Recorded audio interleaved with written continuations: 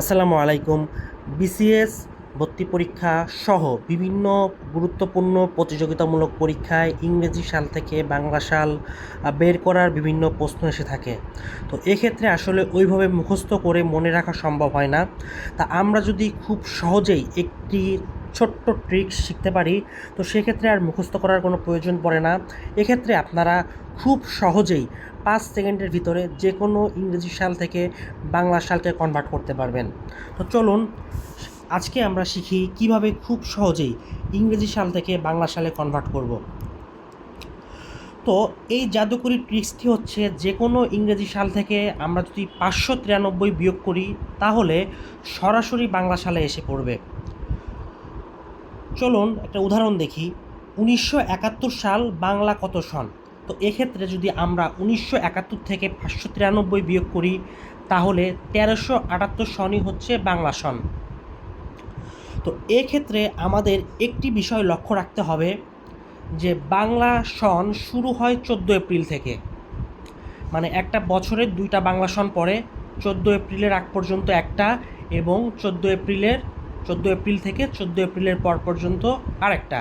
তো এক্ষেত্রে আমরা একটা বিষয় খেয়াল রাখবো, যদি কোনো স্পেসিফিক তারিখ দেওয়া থাকে তাহলে 14 এপ্রিল থেকে যদি 31 ডিসেম্বরের ভিতরে হয়, অর্থাৎ 14 এপ্রিলের পরে হয়, তাহলে সেই ক্ষেত্রে আমরা 593 বিয়োগ করব। আর যদি জিনিসটা 14 এপ্রিলের আগে হয়, অর্থাৎ 1 জানুয়ারি থেকে 13 এপ্রিল পর্যন্ত হয়, তো সেক্ষেত্রে আমরা 594 বিয়োগ করলেই আমরা বাংলা সালটা পেয়ে যাব। চলুন উদাহরণের মাধ্যমে আমরা বিষয়টি পরিষ্কার হই।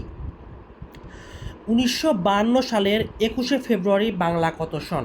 তো এখানে 1952 সালের 21শে ফেব্রুয়ারি, অর্থাৎ এটা 14 এপ্রিলের আগে। তো যেহেতু 14 এপ্রিলের আগে, এক্ষেত্রে আমরা 1952 থেকে 594 বিয়োগ করব। এটা আসবে হচ্ছে 1358 সন। আবার আরেকটা উদাহরণ দেখি। 1971 সালের 16ই ডিসেম্বর বাংলা কত সন?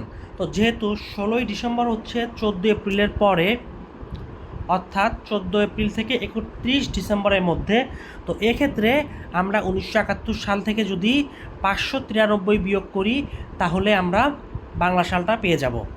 তো এভাবেই খুব সহজে আপনারা যে কোনো তারিখের যে কোনো সালের বাংলা সাল ইংরেজি থেকে খুব সহজেই বের করতে পারবেন।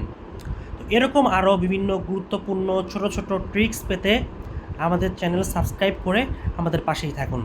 ধন্যবাদ সবাইকে।